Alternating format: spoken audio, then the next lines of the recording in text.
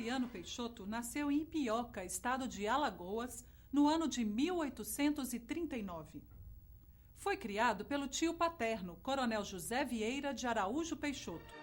Aos 18 anos, quando perguntaram ao futuro marechal que carreira queria seguir, o rapaz respondeu logo: militar.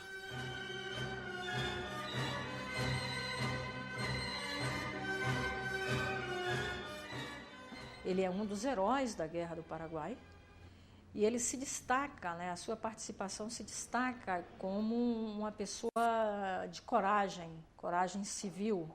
Terminada a guerra, Floriano pretendia licenciar-se para rever a terra natal. Porém, havia se tornado conhecido na campanha e agora era chamado para importantes funções em pontos diferentes do país. Casou-se em 1872 com sua prima, Josina Peixoto, e 2 anos mais tarde foi promovido a coronel. Em suas andanças pelo Brasil, conheceu melhor as questões sociopolíticas daquele período.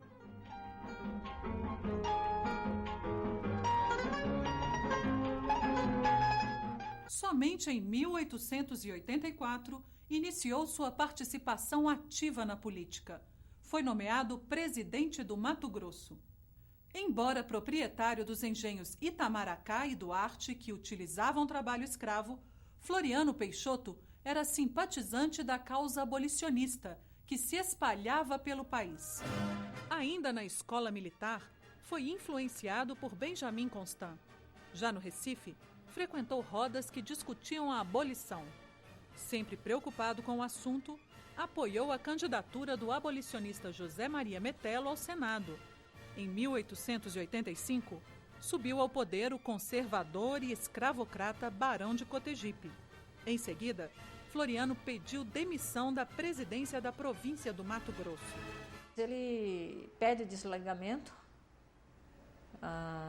como presidente da província de Mato Grosso e chefe de armas em Mato Grosso, volta para Alagoas. Ele tenta aí cuidar de lavoura, ficar um pouco pelo interior. Quando é proclamada a República, ele se candidata então a senador por Alagoas e aí vai para o Rio de Janeiro. Ele vai fazer parte do governo provisório como vice-presidente. A República foi proclamada em 15 de novembro de 1889, mesmo ano em que Floriano foi promovido a marechal de campo. Nos primeiros 5 anos da República Velha, o Brasil foi governado por militares. O marechal Deodoro da Fonseca liderou o movimento e tornou-se chefe do governo provisório. A oposição começou a pressionar e 2 anos depois, Deodoro renunciou. Assumiu então o vice-presidente Floriano Peixoto. Ele intensificou a repressão sobre aqueles que ainda davam apoio à monarquia e sentiu necessidade de uma nova Carta Magna.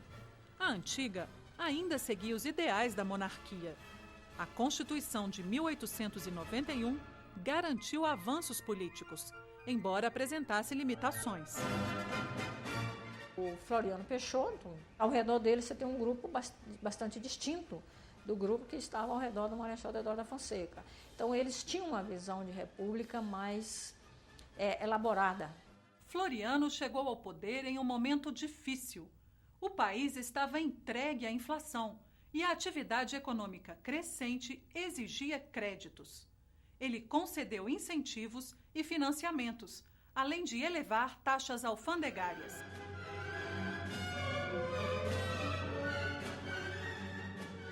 A campanha da oposição tentou derrubar o governo de Floriano. Uma primeira revolta nas fortalezas de Laje e de Santa Cruz, no Rio de Janeiro, foi rapidamente debelada pelas forças legalistas. Surgiram colunas em jornais com críticas e ataques pessoais ao presidente. Em abril de 1892, ele recebeu um ultimato de 13 generais, que exigiam a eleição de novo presidente. Para Floriano, era um ato de indisciplina. Puniu os militares com a reforma.